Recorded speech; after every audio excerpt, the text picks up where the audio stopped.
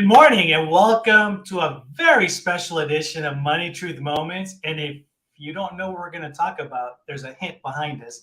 That's what we're talking about today. Good morning, Judy. How you doing this morning? I am well. I am excited. I think change is in the air, rain is in the air, and we're going to see what happens today. Very exciting.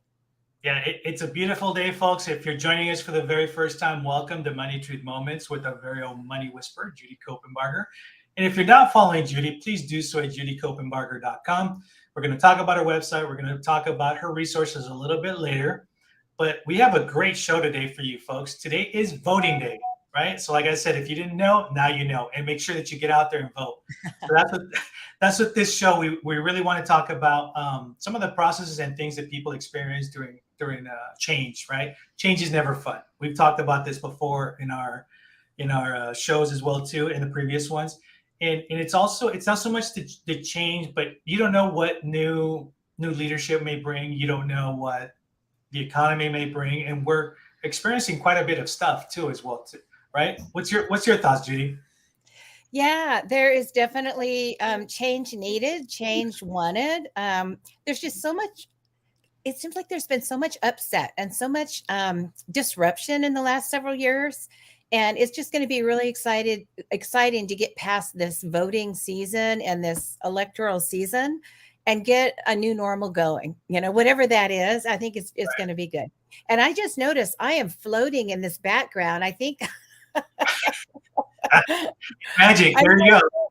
Yeah, I've got this floating head. It's kind of remnants, of Halloween or something. But I'm right here. It's called wisdom, right? We have in this crystal ball with the American flag in the back for Oh, sure. wow, wow. But Um, yeah, whatever your persuasion is, whatever your values are, if you haven't voted yet, please take the time to do it. Whatever the weather is where you are, we're having some weather around the country. Get out there and make your voice known. Make it count. Take a couple of friends with you. So many people have voted early, maybe by mail or they've gone in, early, and that is fantastic. The other day, I caught up a little bit with the news on this, and it's just amazing the early turnout. And mhm. I think that means people are kind of waking up. They're aware. They want to make sure that their voices are known, whichever way it is. That doesn't matter as much as um, being counted. And you have no right to complain if you didn't vote. So you got to get out there and do that, please. Absolutely. So one of the things that's come up, I think, over the several elections, and usually almost every election, whether it's a local election, whether it's a nationwide election, we tend to worry about where finances are going to go, right? Mhm. People start panicking with the stock market. People start panicking with this, that, and other. And quite honestly, a lot of folks are not prepared for the what ifs, right? So I want to take a few moments, and I know you've seen this over the years. Maybe share with us some stories, some scenarios that can help folks learn to, it's going to be okay, folks. You know what I mean? Yeah, well, keep calm and carry on. That's the first thing. And you mentioned the word, panic. There's this stress, this upset, this unknown, kind of anxiety that people get around money and around economic changes.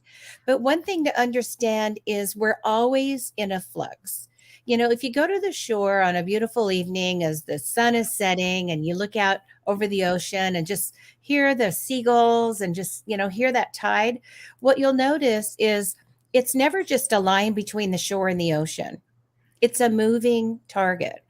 The tide comes in, it goes out. It comes in, it goes out. And then part of the day it's further out, part of the day it's further in. And that's what our economy does. It's never stuck. It's never, it's interesting. People will look at a statement like a bank statement or an investment statement and they think that's the state of the union. Well, that's what it was at 4 o'clock on the day that that statement was created. That was where the tide was right then. But if you look a few hours later, the tide's out and then it's in and then it's out and then it's in. And, there's the little tide that happens and then there's the bigger, with the moon, the bigger tides that happen. And economically, we have that same thing. I think it's the best analogy for everything is in flux all the time. So you can take snapshots of it and you can chart your graph, but everything is always moving. And so there's no reason for anxiety or panic because it's always moving. And if you don't like it, I used to live in Colorado and they said, if you don't like the weather, wait an hour because in the mountains it changed a lot. But if you don't like the economy, it will change. And part of when it changes is when we get to vote and when we have leadership turnover every couple of years. That happens, sometimes more often. And if you're very in tune with the municipality where you live, it could be even more often than that, where we're changing the rules and changing the policies and serving our community in those ways.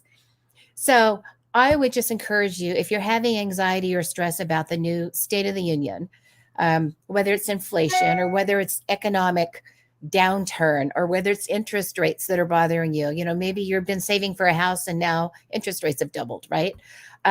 It will pass. This too shall pass, right? It will always come back. And sometimes it just takes a little patience. And it's difficult when you're in the middle of it. It feels like sometimes you're in a pit and you're looking up and you can barely see the sky at the top of the well. And are we ever going to get out of this thing? If you're rebuilding, if you're rebooting, if you were employed, now you're not. If you were in school and now you're looking for a job, if you wanted to retire, but now it's not the right time, have a little patience. There is time, and time is almost always our friend. Health issues, that might be an exception, but there is always time. And we can use time to our benefit, but sometimes it takes a little patience.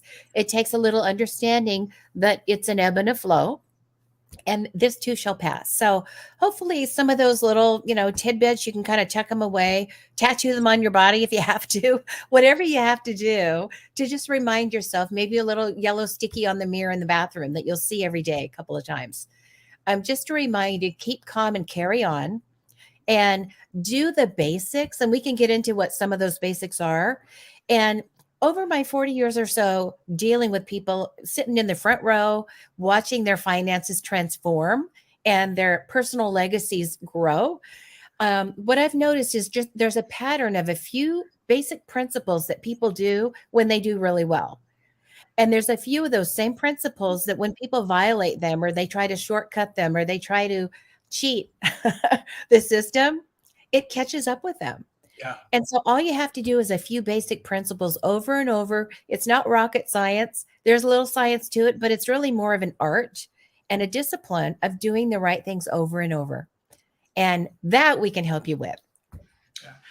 And you brought up some very good points as far as also the some of what the municipalities are also going through, right? So, and we're not only looking at this at a national level, and I don't want this to become like a political discussion on this, but I do want to say that there's a reason why we're given the blessing of allowing us to vote for folks, right? And I think that the real responsibility comes down to folks educating yourselves and doing your homework before you say no, before you say yes. Not I always say not every person is created equal. We know that's true. Not every politician is created equal, right? There's some that you're going to stand behind. There's some that have great ideas that you want to help promote and go forward. But there's also, let's face it, let's be honest. There's other folks with their own agendas, whether it's at a local level or not, and it's all about power and control, right?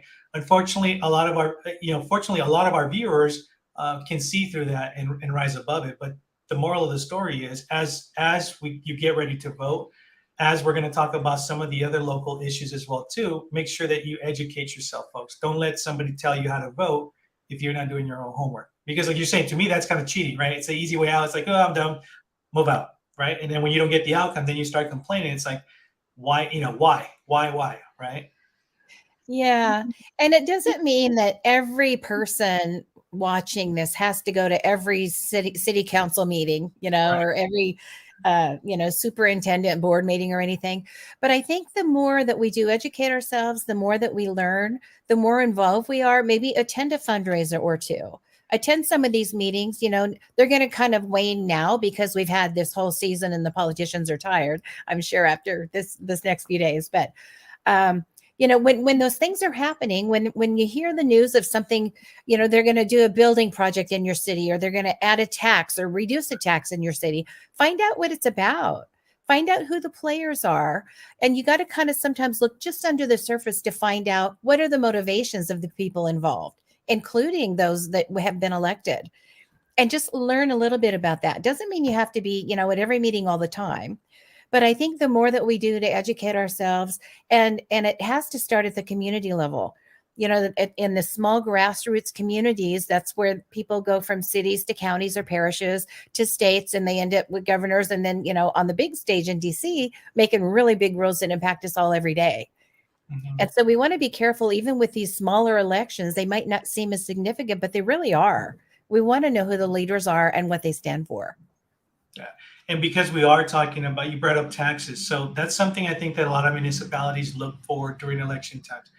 How can we can increase revenue? We can't build any further. We're built out. And I think that's also a misconception where folks think, and let's face it, nobody likes taxes. That's the bottom line, right? But in reality, if you want a better community, better infrastructure, better public safety, something's got to give. And I think talk about the importance of sometimes why we need this additional revenue. In this case, like a tax. Let's say like a 1 cent tax, for example. Yeah, and there are cities right now entertaining some of these taxes. A lot of this has to do with the reboot or the rebuild or the restart coming out of COVID. Communities were impacted. Some got a lot of money from the federal government, some didn't.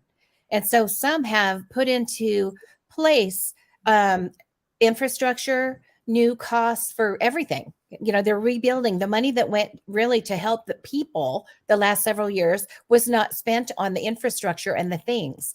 And now there's deferred maintenance, and those things need to happen. So if you see a local tax, don't just immediately vote no. Find out what it's for. And if it's legitimate, none of us like to pay tax, but it is a necessary and it's not going away. Where we usually disagree is how much tax we pay and then how it's allocated. How are those dollars spent? And that's where we can have a lot of discussions about principle and policy and values and power and all of that. But really, before you just say, no, I'm not for it, find out what it's for. And if you have a city that has, potholes and it's got broken water pipes and things that need to happen, you don't want to wait until it's a problem for everybody just to get around. You can't get to work because the streets are broken and the bridge is not safe or whatever. You want to make sure that those things are done before it's too late and we have safety issues. And Mhm. safety has been a big issue the last couple of years. Really out of COVID and out of some of the political strife going on, and the riots and all of that stuff that happened in the last few years politically. There seems to be a new normal of crime and criminality. And there's a whole debate about who should have the rights and who should be prosecuted or not and things like that. And wherever you stand on that, I think we need to have some change. One way or the other, we need to have some change. And that just comes down to leadership. And that's where you get involved and say, who are the leaders and how that money is spent. Your leaders are going to decide. So you want to know who they are. What are they going to do with those dollars if the tax goes up? Right. So you got to educate yourself, find out, read the fine print, attend a meeting, go online. Almost everything is online anymore. And you can see how your local representatives are voting and what kind of values they have and whether they're aligned with yours. And then you'll be able to make really smart decisions. And so we're also talking about being November 8th. We're getting closer to the end of the year, right? So there's a lot of planning that needs to also happen as well too. So fast forward a week from today, election is over. We're way past that hump. As we start winding down for the end of the year, let's start talking a little bit about some things that we should be paying attention before the end of the year. What are some suggestions you may have? Well, there's so many things, so many opportunities this time of year, and not just the holidays and families getting together, but there are all the different pillars of finance. I would say let's go with two. The one thing that you can do is really consider your cash flow and cash reserves. And I was just texting some clients this morning that are really working. They make a lot of money, they do really well, they own property, but they really have never had a spending plan. And they struggle with where the money goes every month. It's a lot of dollars. And they're like looking at each other, where did it go? So they've really been intentional the last few months on how those dollars are allocated. So now they have intentional plans of how much to save. And this is on a weekly basis, just these little bits, how they add up. what they're putting in their retirement, what they're putting toward their tax-free investments, things like that. And I was just encouraging them, this is the opportunity we have the next 6 or 8 weeks to look at where those dollars go, because there's lots of opportunities to make good choices and lots of opportunities to make poor choices coming Yeah. up, right? Lots of ways to spend our money. And if you focus on the things that are really, really important to you, family connections, creative memories, what are your children's experiences? Are we serving other people? Is it really about the season? Are we really paying not just all the vendors and all the people selling stuff out there, but paying ourselves too? Are we putting some money aside for us for later? So all of those opportunities are going to happen in those little choices we make every day. When you're going on Etsy, you're going on Amazon, you're going into the malls, you don't have to buy a bunch of stuff just because it's on sale. Right. And if you focus on the experiences and the family time and, whatever your values are, whether it's music or sports or connecting with people or serving people that are under privileged, what is it that I can do? What is it that I can instill in my children and model for them during the season? So many opportunities, and they don't all cost money. That's the whole point. And money saved is the same as money earned. I think Benjamin Franklin said that, right? A dollar saved is a dollar earned, or a penny saved is a penny earned, probably back then. But all of that, and it's just, there's so much you can do with saving and allocating your dollars, making sure you're on the list of where the money goes. The other thing is tax planning. This time of year, there's still time to put into place very sophisticated estate planning to make sure that you keep more or all of what you earned this year. You can put into place LLCs, family limited partnerships, different kinds of trusts. There are investments. If you have a 401k or if you're a business owner, make one. There's still time to do that, where a lot of the money that you earn and have to pay tax on, you can defer or even put into tax-free programs. So it's never taxed. Are you kidding me? I get to keep more of what I earn. Right. And some people out there, you're in the 30, 40, 50% tax bracket if you add your state to your federal rates.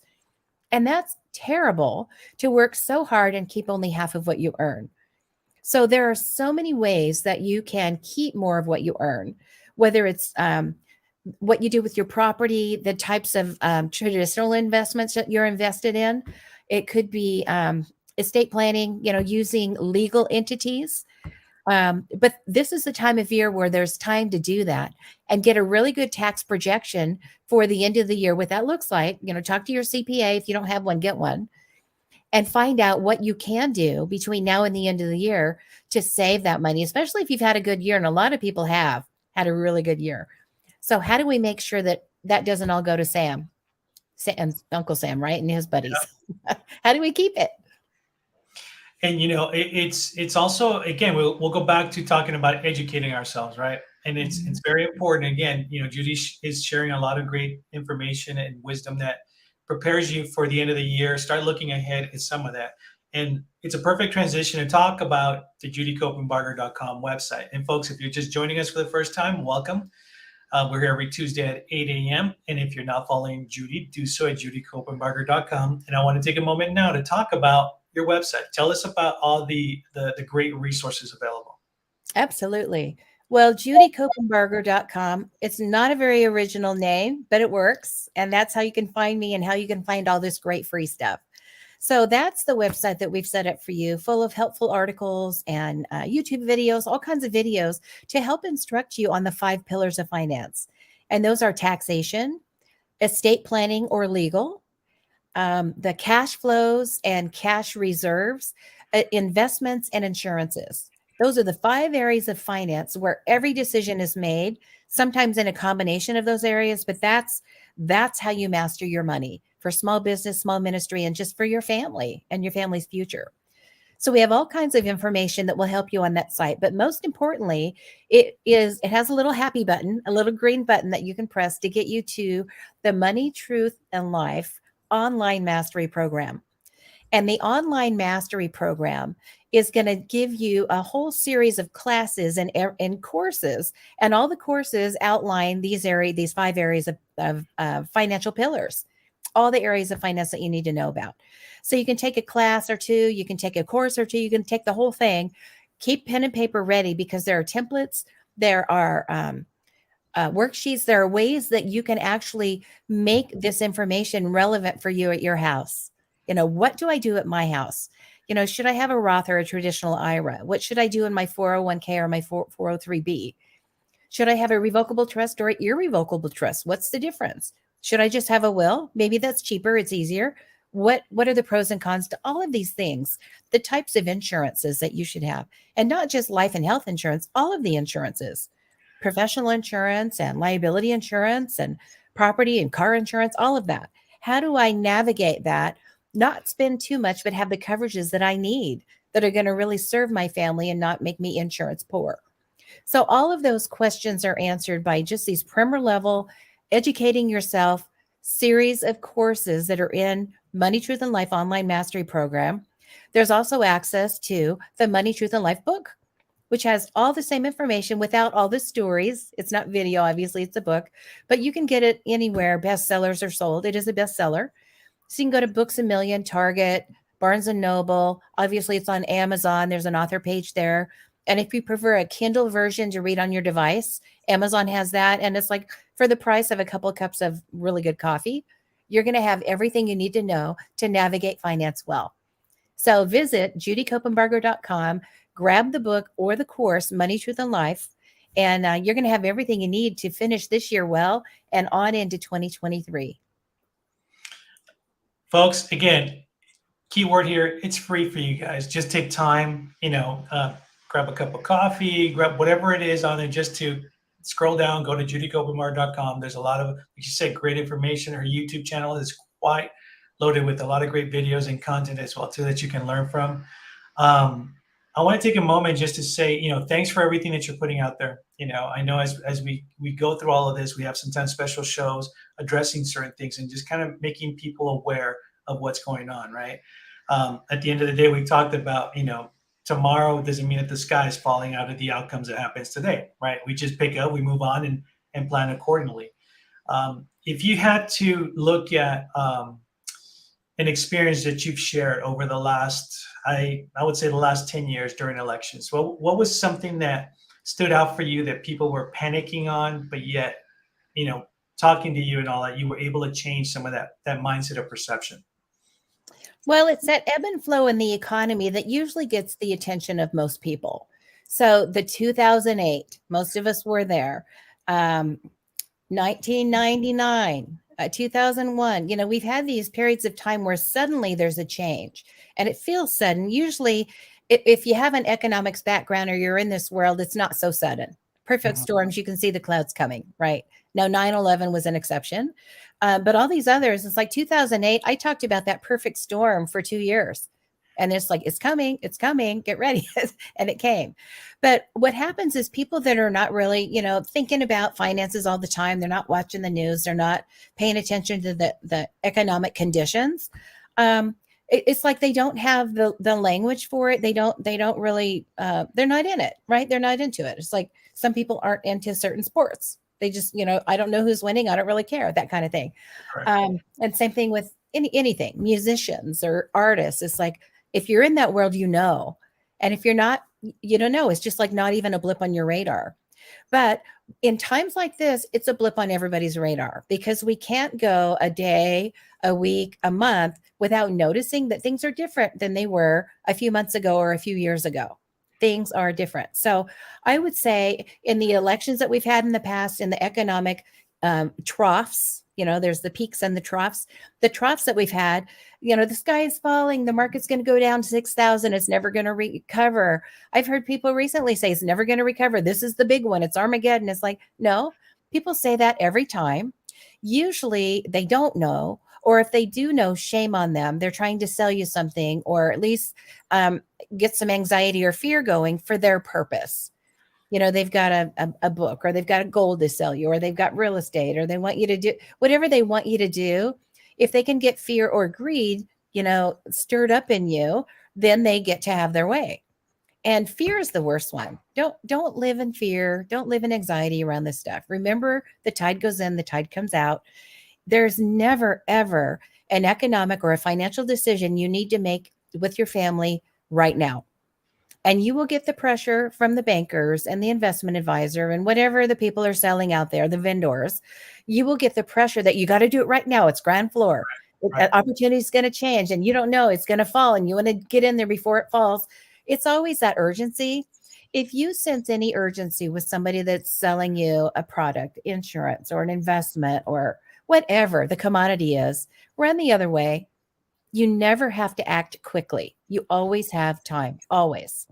There's never a hurry when it comes to money that will help you.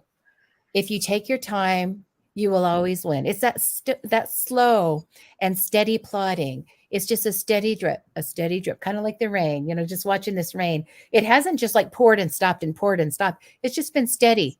And it allows the trees to really soak it up and the ground to really get what it needs. And that's how finances should be. We don't need anxiety. We don't need fear. People that want to do that to you, I think usually are not well intended. Maybe they're just misguided. But usually, in my experience of doing this for a few years now, a few decades now, generations, I have to say, if there's somebody urging you to do something quickly, or there's an ad, or you got this great email about this offer, I would just file that in the circular file and just move on. Do what you know to do. Save a little bit every month. Allocate a little bit towards your future as you're paying your bills. Pay yourself, and make it real savings. Not like rate it when times get rough or when you need a new sweater. Savings should be savings. And doing these little things over time will serve you well. Then you can be smart about how you allocate it and how you invest it and how you protect it and all of that. But doing these very basic things over and over and over is how you're going to make it happen. And I wish you the best of luck with that. Awesome. And folks, we're getting towards the end of this show, and this is our favorite part of the show as well.